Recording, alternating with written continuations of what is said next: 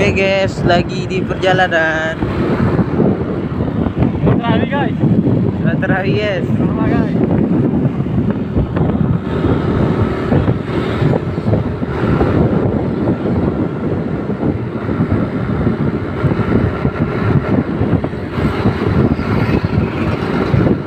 Dapat aja 20 menit.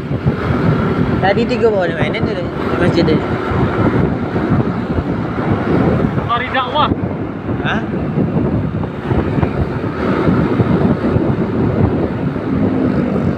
Juga penggabungan yang dapat.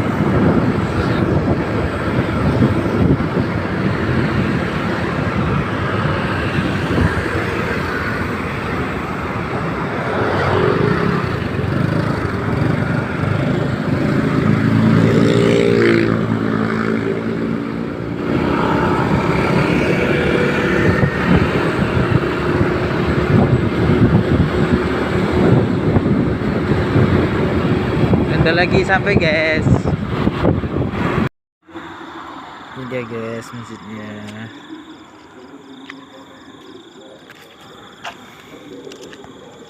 Lumayan jauh guys dari jalan. Dekat jalan besar, jalan dan lintasnya guys. Ini masjidnya. Ini jalan lintasnya. Tepi jalan lintas. Pas di tepi jalan lintas guys. Masjid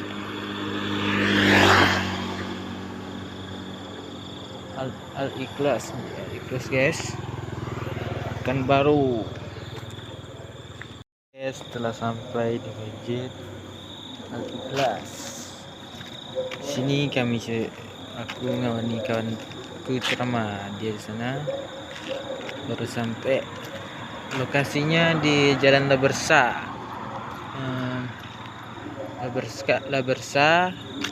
di dekat Parinda. Oke guys.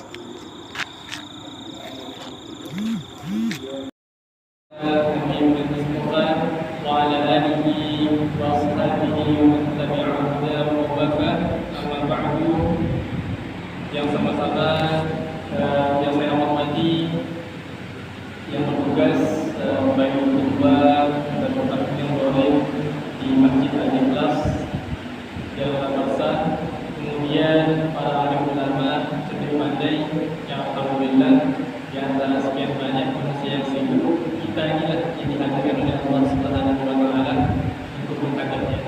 Dan yang lain dengan berbagai macam urusannya, dengan orientasi dunia yang luar biasa, tapi kita lah yang insyaallah inilah wajah-wajah yang nanti dilangsung oleh Rasulullah Sallallahu Alaihi Wasallam.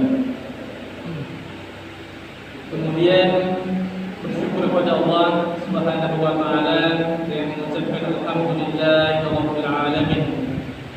Bersalawat kepada Rasulullah Sallallahu Alaihi Wasallam. Allahumma salli ala Sayyidina Muhammad wa ala ali Sayyidina Muhammad. Assalamu alayka ya Rasulullah. Assalamu alayka ya Habibullah. Karena salah satu manusia, bukan salah satu, hanya satu manusia yang mampu nanti langsung menaungi umatnya di yaumil mahsyar itu hanya Rasulullah. Dan mohon maaf, Rasulullah juga pernah menyampaikan dari lisannya yang mulia ke level hadisnya sampai ke level hadis yang hasan dan sahih, level tertinggi dari dalam penempatan hadis. Kata Rasulullah, "Man shalla 'alayya salatan sallallahu 'alaihi biha 'ashra." Siapapun yang salawat, menyampaikan salawat dan salam kepadaku, maka sallallahu 'alaihi biha 'ashra, maka Allah akan menyampaikan 10 kebaikan kepadanya. Wa hafadha 'anhu 'ashra sayyi'at, kemudian Allah menutup pula 10 keburukannya yang ada pada dirinya dengan satu salawat. Kemudian yang kedua, warafi'a Islam wa 'ashara darajat, kemudian Allah akan pula dia 10 derajat dengan satu salawatnya. Maka itu luar biasa. Satu salawat, bayangkan kalau ada yang mengamalkan di dalam satu hari jadi makan salawat 10 kali, bahkan puluhan kali, ratusan kali, itu luar biasa. Bahkan terkadang ada amalan yang terlihat biasa saja, tapi terkadang sampai dijaga oleh Rasulullah Sallallahu Alaihi Wasallam. kisahnya sangat populer. Tidak sholawat, dia hanya beramal kepada tetangganya yang single parent, single factor, seorang janda non-muslim pula. Tetapi Rasulullah suruh cari kepada Ali, menantunya. Ali cari orang ini, dia ahli surga. Jadi singkatnya ditemui oleh Ali di suatu pasar pada waktu itu. Maka menanyakan, Rasulullah mengatakan Anda itu ahli surga. Tetapi tidak ada saya lihat pada diri Anda asal ibadah, tanda-tanda ibadah yang mencolok menghadap Allah Subhanahu wa taala. Maka dia pun menangis. Nangisnya karena katanya saya ini ahli ma'asi, ahli maksiat. Kemudian saya zani, pernah berzina. Kemudian tarkus salat, sering meninggalkan salat. Tetapi Rasulullah jaga saya masuk surga. Maka teringat olehnya pada waktu itu bahwasanya aku sering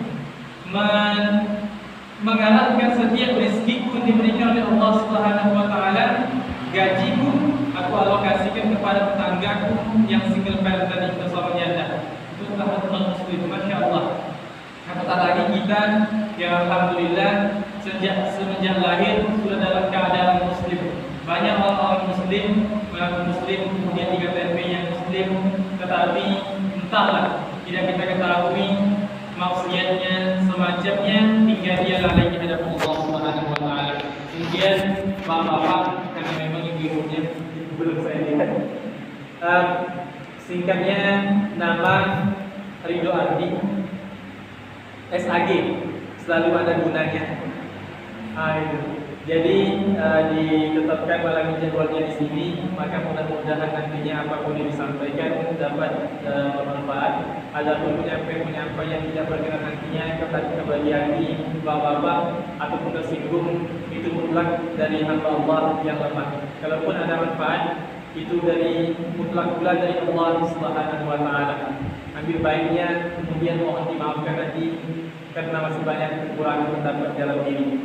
Pada malam ini singkatnya kita ingin membahas bahwasanya hikmah daripada Allah tetapkannya puasa kemudian tarawih pada bulan Ramadan itu sendiri. Maka berkata Imam Muhammad As-Sakandari, kemudian dinukil pula daripada Talha bin Ubaidillah yang mengatakan salah satu di antara banyak hikmah pada bulan Ramadan itu adalah wa man lam yada' qaul az-zur, siapa yang belum untuk meninggalkan perbuatan yang sia-sia. Maka Tuhan tadi mengatakan wa man lam yada' qaul az-zur wal 'amal bih, siapapun yang belum meninggalkan perbuatan sia-sia, maksiat pada bulan Ramadan, kemudian falaisa lillahi hajatun wa man yada' ta'amahu wa syarabahu, tidaklah mereka hanya sia-sia melaksanakan puasa dan capek menahan haus serta makan. Maka satu poin pertama hikmahnya adalah untuk meninggalkan perbuatan maksiat di hadapan Allah Subhanahu wa taala. Karena sebagaimana kita tahu semuanya, bulan Ramadan itu dalam satu tahun hanya terdapat satu bulan saja. Kemudian ada bulan salat tarawih di malamnya, sangat dimuliakan. Ramadan itu mulia karena Al-Quran diturunkan di dalamnya. Bukankah mohon izin Al-Quran jika diturunkan pada suatu bulan yang menjadi mulia, syahrul Ramadan.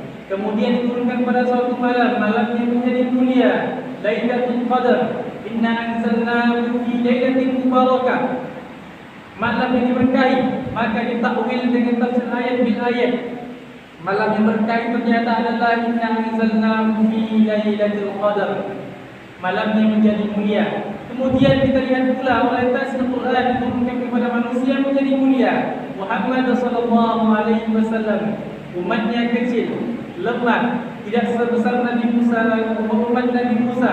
Kemudian karena diturunkan Al-Quran, umat Muhammad menjadi mulia. Kemudian singkatnya ada orang yang mempelajari Al-Quran, kemudian mengamalkan Al-Quran, kemudian meriset dan mempelajari dengan seksama Al-Quran itu sendiri, maka orang yang menjadi mulia. Siapa itu? Penghafal Quran, hamil Quran. Karena bahkan sampai di akhirat itu nanti akan diberikan ka'sul karamah, mahkota kembali kemuliaan kepada orang tuanya. Kemudian orang yang mempelajari Al-Quran tadi menjadi mulia. Ada pula penemu atom yang terdapat di dalam surah besi, itu pembulannya John Dalton. Akan tetapi sebenarnya John Dalton itu dari orang barat itu belajar dari orang sebelumnya sampai kepada Jabir bin Hayyan. Jabir bin Hayyan saat dia mempelajari Al-Quran, kemudian ditelitinya, dipahami secara seksama, maka ditemukan dalam surah besi, surah Al-Hadid, maka ditemukanlah atom di dalamnya. Atom itu terdapat pula lagi di dalamnya ada isotop, ferum dan isotop, bahasa-bahasa kimia lainnya. Maka dialah penemu atom pertama. Kemudian ada pula lagi orang yang belajar Al-Quran berhasil menemukan retorika pembuatan pesawat. Itu ada namanya Ibnu Firnas. Sampai pula nanti kepada bersaudara, sampai pula nanti kepada Eyang Al-Jahili. Maka di dalam bulan Ramadan itu banyak sekali yang bisa dipelajari. Kemudian bisa pula kita diarahkan untuk meninggalkan maksiat. Kemudian yang kedua, secara singkat adalah untuk meninggalkan perbuatan yang sia-sia di hadapan Allah Subhanahu wa taala. Karena tidak menutupi kemungkinan hikmah daripada bulan Ramadan itu untuk menutupi perbuatan yang sia-sia, karena masih banyak di antara kita, mohon maaf sekali, itu terkadang saat dia sendiri kemudian berjalan, matanya melihat, kakinya melangkah, tangannya diayunkan, masih banyak perbuatan ingkar yang dihadapkan kepada Allah Subhanahu wa taala. Maka jikalau diri kita ini saat Ramadan dikunci, ma'azunnukum bisnaini fallahu salisuha. Saat kalian merasa sendiri, berdua, bertiga, maka rasakanlah Allah di antaranya, biar kita terjaga daripada perbuatan yang sia-sia. Kemudian secara singkat, seringkali momentum Ramadan setelah keluar daripadanya, maka terlihatlah asar pengaruh. Apakah Ramadan itu berhasil mengubah kita menjadi lebih baik, atau kita masih saja sama dengan hari-hari yang sebelumnya. Maka pesan Imam Al-Ghazali rahimahullah ta'ala, man kana yawmihi khairan min amsihi fa huwa rabih. Siapapun yang harinya lebih baik daripada sebelumnya, fa huwa rabih, orang yang beruntung. Kemudian man kana yawmihi mithla amsihi fa huwa maghbun. Siapapun yang harinya sama saja dengan hari yang sebelumnya, itu dia termasuk orang-orang yang maghbun ataupun khasir, rugi di hadapan Allah Subhanahu wa taala. Kemudian poin yang ketiga, wa man kana yawmihi syarran min amsihi fa huwa mal'un. Siapapun yang harinya lebih jelek daripada hari-hari yang sebelumnya, maka dia adalah orang yang mal'un. Mal'un dimaknai juga dengan kata wailun, celaka di hadapan Allah Subhanahu wa taala. Maka izinkan dan perkenankan saya mendoakan kita semua, mudah-mudahan kita yang hadir dan semuanya yang disampaikan oleh Allah Subhanahu wa taala pada bulan Ramadan, mereka semua yang menjadi hamba-hamba yang penuh dengan takwa dan iman kepada Allah Subhanahu wa taala.